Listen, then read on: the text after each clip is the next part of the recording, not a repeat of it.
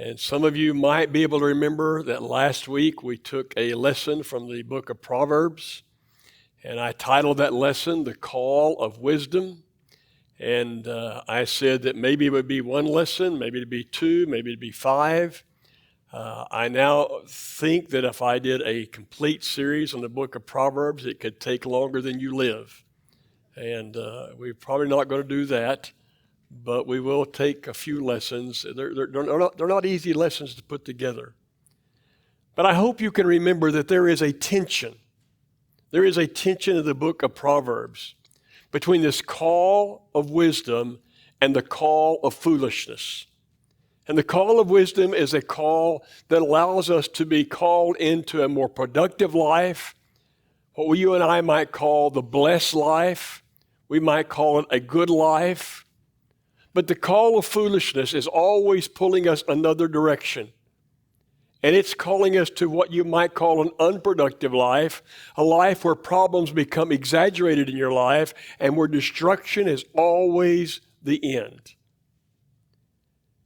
And this morning, I want us to look at a few verses again from chapter 1, beginning in verse 10, going through verse 16. The concept of the verses will be common to all of you. It is a call to foolishness, but it's going to lead us to a thought this morning that I know little about. Or another way of saying that is, I am in no way qualified to talk about that which I'm about to speak. But the topic is so important. At least we ought to have it exposed.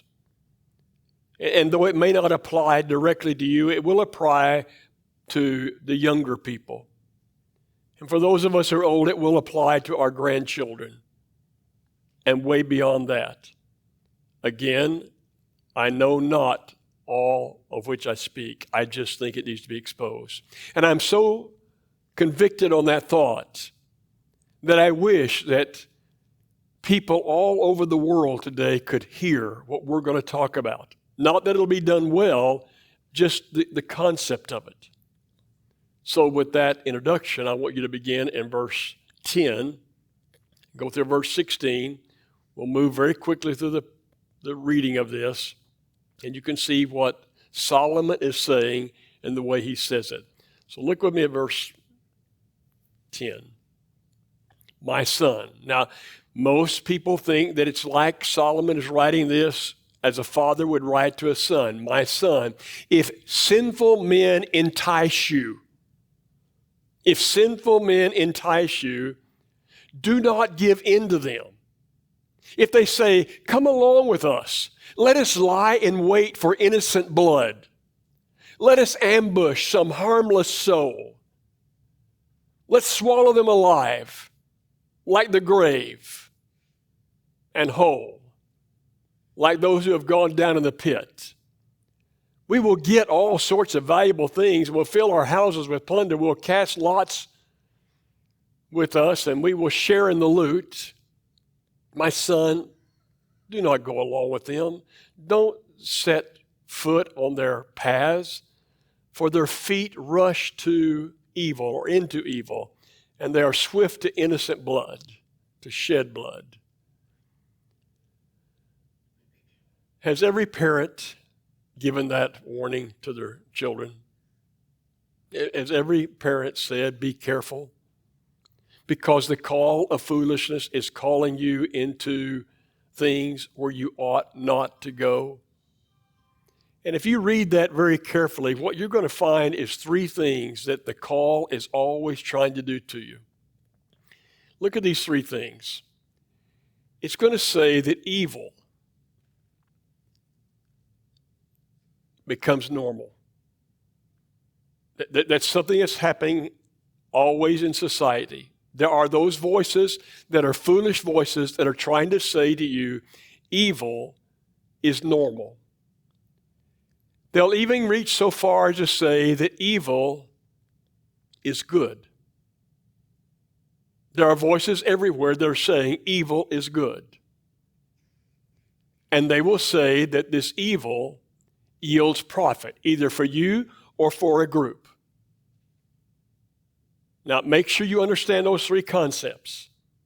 The call of foolishness is always a call that says that evil really is a normal way to live, and it goes so far as to say that evil becomes really good. It's a good thing to do, and evil, if you participate in it, will bring profit to you or to the group. And so that's why they can prey on people and get them involved, and there are so many examples. And so I read about, though none of us in this group were a part of it, we read about a time in our history where people would dress up in what was said to be white gowns with white hoods, and they would recruit people into their camp, and they would go out and commit all kinds of atrocities against people who had a different color of skin in our very nation. And they would come forth and they would say, this is normal. This evil is normal. And they would even convince themselves that this evil is good. And they would even convince themselves to say that this evil that we're doing will be good for the masses. And so it's also been true with what?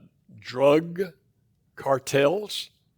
And they recruit people, and they say all these drugs, this evil is normal, this evil can be good, and this can bring great profit to you and to the group.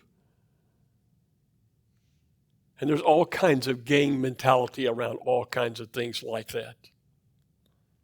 But then to add to that, our society has really, really changed. And so we have become a television society and a movie society. And most of you are of an age where you can remember when television was in its infancy. So do any of you remember when you only could get television where there were 3 channels?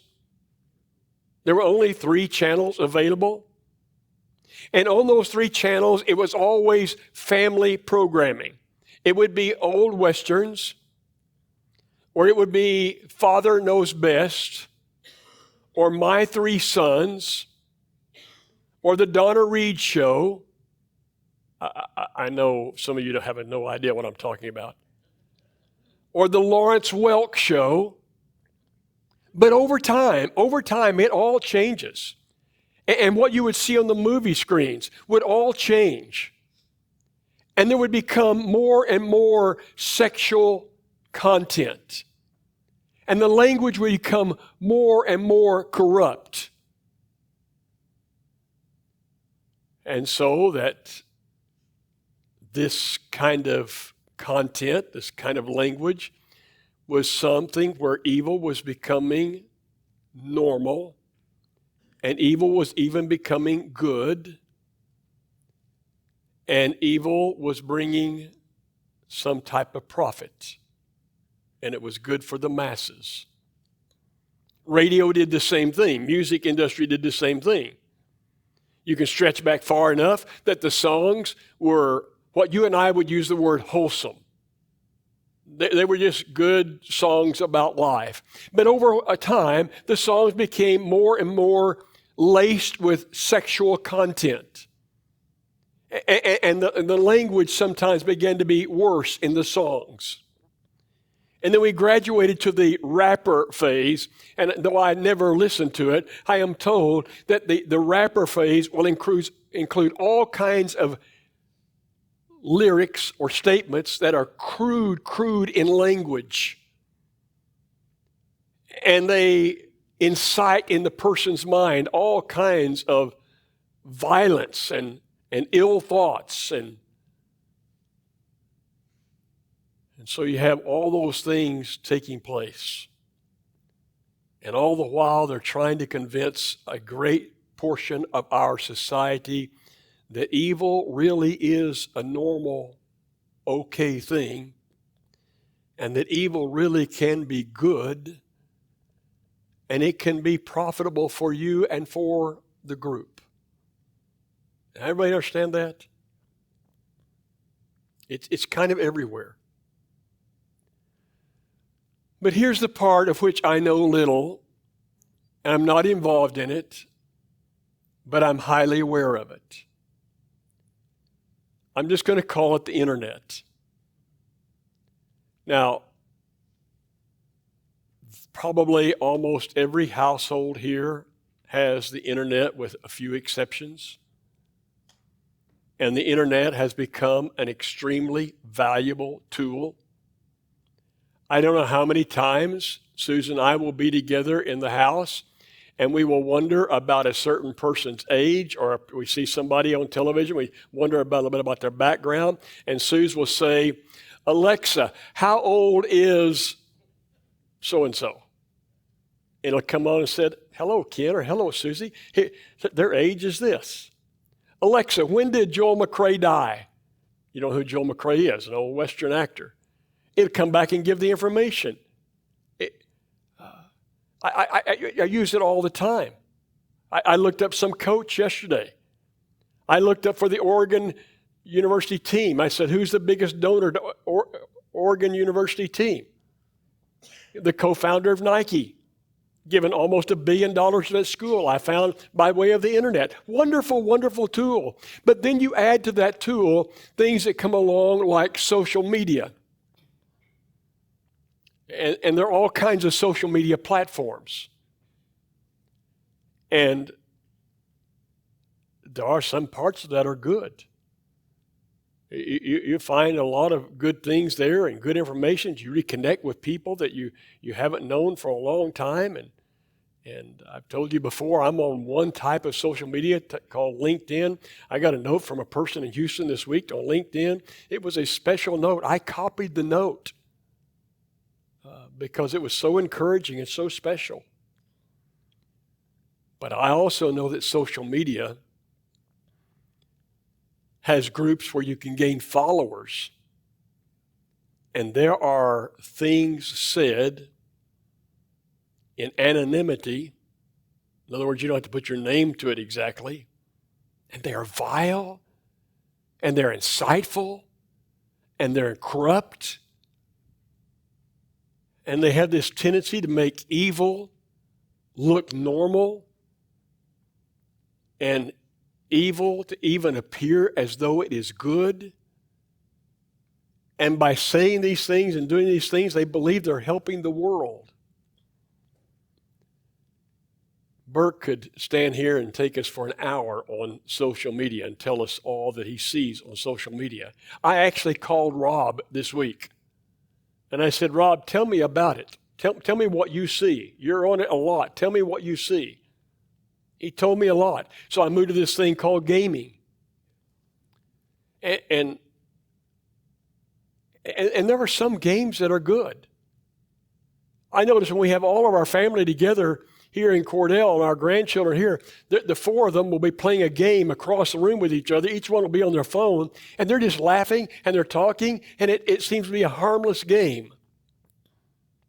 But not all of them. Do you know we have a degree program at our campus in gaming and animation? I'm wondering if we should have that degree. Because we had a faculty member that came in a few years ago, 2 or 3 years ago, from the industry, and I learned that he was one of the top 3 or 4 or 5 gaming designers in the world. I said, why? Why did you come here to teach at such a much lower salary? He said, well, because that industry is really, really dark. And it's really, really bad. And I thought maybe we could get Christians to go into the industry and make a difference. He says there's more money in gaming than in all of Hollywood put together. But he's now been lured back into the industry. Hopefully he'll take the Christian influence with him. But there was just too much money, salary-wise. And he said the music that's tied to the gaming that gets dark is horrible. And the violence tied to it is horrible. All under this heading, it's trying to make evil look normal. Like it's what everybody's doing. It's trying to make evil look like it's good. There's benefit to it to lots of people, and it's profitable. Then you have this new thing called artificial intelligence. You can't pick up any kind of material, at least at the collegiate level, where people aren't concerned about how to use artificial intelligence. You can't stop it. We've got to learn how to use it. It can be a wonderful tool. I read an article this morning. Sitting out in the parking lot, I was reading an article this morning about how medical science is going to be able to use AI, and doctors who are using it right now are making much better predictions on what's really going on in your health by using that tool. It can have all kinds of benefit. But it's in its infancy, and it's going to grow, and they predict that it can grow if we're not careful, so that it does all of our thinking for us. And if the wrong person programs the wrong thing, it can, again, use our thinking and make it seem like evil is the normal way of life. And evil is a good way of life. And evil can bring good to so many people. And we're being bombarded with it. Now, what are the results? Well, can you think of any? Can you think of any results? So, about a year ago, in a subway, I think it was New York City, a healthcare CEO of a giant healthcare organization steps out of a subway, walking down the corridor beside the subway, and a young man right in front of the cameras pulls out a gun and shoots him in the back and kills him.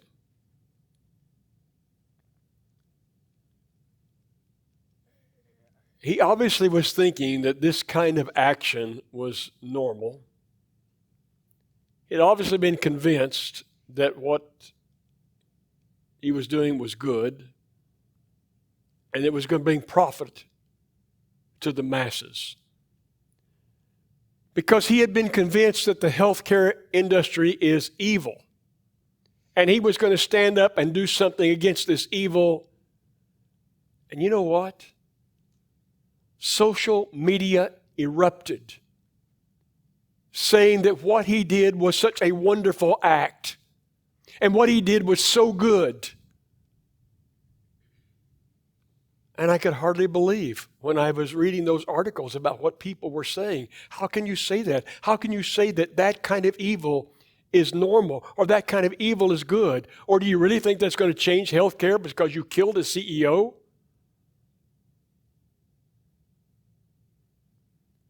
Am I going too far, about which I know little? And then you talk about gang violence. And so a little while back, a year or so back, the richest man in the world, Elon Musk, decided he would be a benefit to our government, and he would help try to find, through his great technological ability, a way to save money at the government level. And they had this Department of Government Efficiency, and he was looking into various things and saying, this is probably a waste, and this is probably antiquated, and right or wrong, I don't know. But certain things were being closed down and certain things were being changed. Do you remember what happened? Now, they couldn't touch him on many of his programs. They couldn't touch SpaceX. They couldn't touch Starlink. They couldn't touch many of the things. But he had one thing they could touch. He had car dealerships called Tesla. And did you see on the news all that was going on? How people were burning dealerships, and they were burning the cars, and how they were doing damage to the cars, as though they believed this activity of evil was normal, and that it was good, and that it was somehow doing good for the world.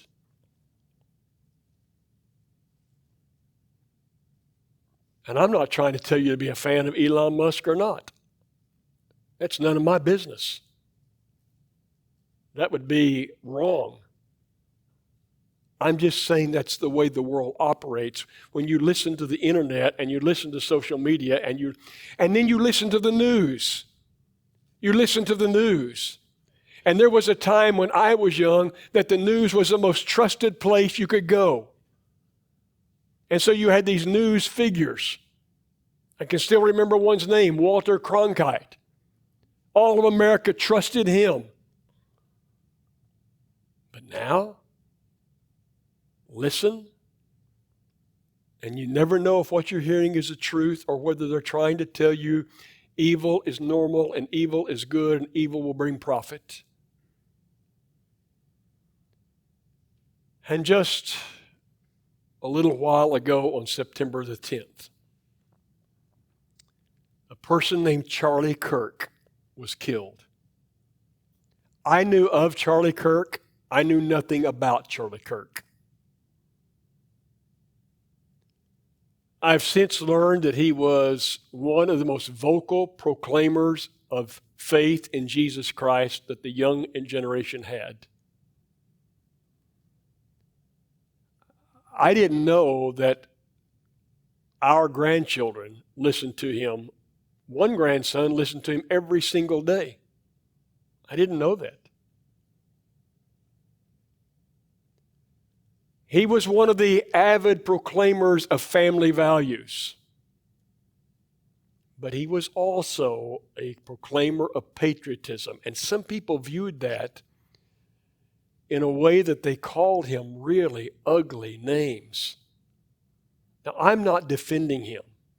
I'm not taking a side. That is not my place. But I'm telling you that he was killed. And you know what social media is saying in many places? And you know what is being posted? I started to bring one that I read this week and read it to you, but I felt like I just couldn't do it because the language was so bad. The person finally said, I just shrugged my shoulders, said, so what? Good riddance. How do you do that? I'm going to tell you, if my most vile enemy right now was murdered in the street of Cordell out there, I hope someone, if I said good riddance, would, as we used to say, Keith, knock my block off. It's not right. Evil is never normal. Evil is never good, and it never brings profit.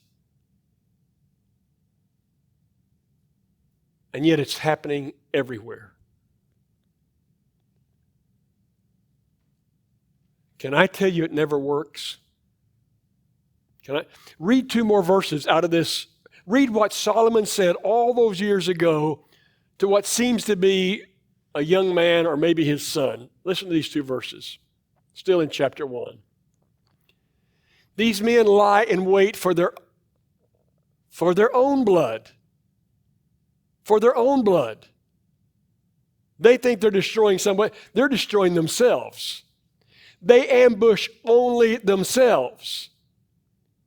Such are the paths of all who go after ill-gotten gain.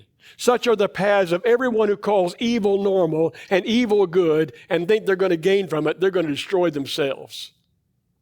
It takes away the life of those who get it. You get the ill-gotten gain. You do the evil. It is like taking away your own life. That's the message from God. That's the message of wisdom. And so stop and think with me about that result. The young man who killed the hospital CEO or the healthcare CEO at a hospital was a healthcare organization. Where is he now? He's locked away. For how long? As long as he lives, unless they put him to death early. Rest of his life, unless they end his life early. And the person who shot Charlie Kirk, I don't know what his attitude is. I just know where he is. I know where he'll stay until they take his life away. It never, ever works.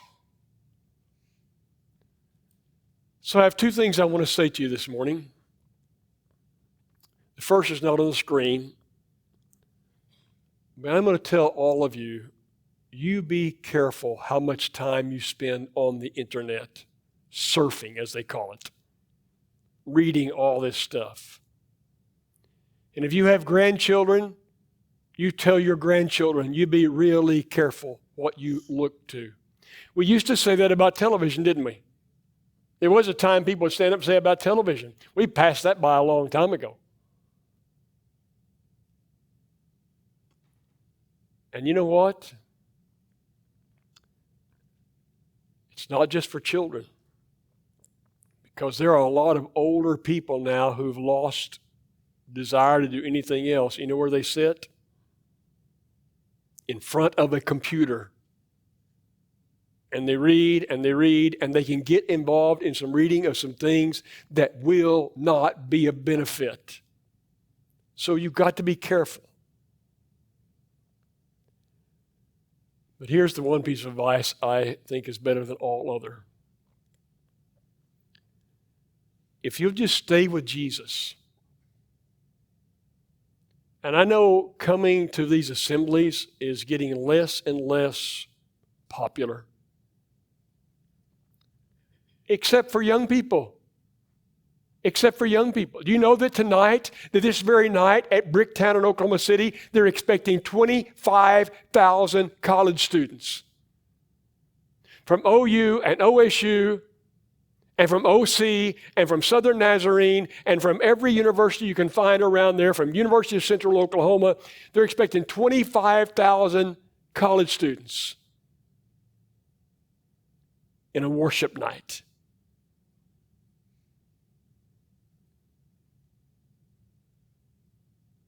But for a lot of people, coming here seems like a 45-minute waste of time. It's not. Because when you hear Jesus talk, no matter where we turn, Jesus will say emphatically, evil is never, ever normal. It's never normal. And he will say emphatically, evil is never good. And he will say just what Solomon said, evil never brings profit. It may sound like it for a moment, but in the end, it eats you alive. It brings your destruction. It steals your life. And there are literally countless examples of men and women who have allowed evil. They intersected with it. They got involved with it. They got more and more involved in it. And it sucked every bit of life away from them. Our prisons are full of those kind of people. We have stories right here in Cordell. I would not dare mention names, but I remember one. And I remember him trying to pull a person out of a truck. And I remember the person in the truck took a gun and shot him and killed him. And I remember my distant cousin, who was a district prosecutor, whatever he's called, just filed no charges, said it was all legitimate. And that evil took his life. Am I making sense to anybody? The call of wisdom is a call to live like Jesus said to live. The call of foolishness is going to take you to a different way of thinking about evil. And it will destroy you. And we're calling people to live. We're calling people through the name of Jesus and through the good news of Jesus and through the saving power of Jesus. We're calling them to live productive lives. Live good lives, and live eternal lives. Does that make sense? Now, we're about to take our communion. I want to clarify. I feel like I've been on a rant. I feel like I've been on a rant about something I know little, except I see it at a distance all the time. And I'm sick of it. And I'm tired of it. And unless a few people start standing up and saying evil is wrong, it always will be wrong, and it's going to destroy you, and say it more and more, how are we going to stop this mess that we're in? And better than that, more and more people. Did Charlie Kirk do everything right? No, I've listened to some of his stuff, and sometimes they're a little caustic, maybe here or there. I don't think he... But did he proclaim Jesus and say he's the way? He's the truth? Yeah. And I'm probably going to get in trouble on the internet for this. I'm not trying to convince people to follow him. I'm just saying, why did he have to be killed? Because of the corruption of people's mind. Jesus would never do that. Never one time did he call for any violence against those who were trying to kill him. Don't you ever forget on that cross. Don't you ever forget that he's the one who stood there or hung there and looked at those people who had done him so wrongly, and they brutalized him. He said, Father, if I had my will, what I'd like to have happen is forgive every one of them. They don't know the mess they're in. And that, I got to quit. But that was the classic thing this lesson's talking about. They begin to bring more and more people into their fold saying, this guy Jesus, if he keeps talking like this, we're going to lose our way of life. With this guy Jesus, we're going to lose our religious system that we've grown up with.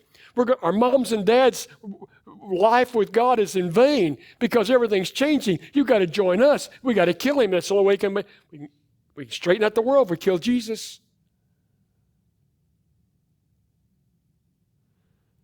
They were wrong. And evil is always wrong. That's the Savior who tells us how to live.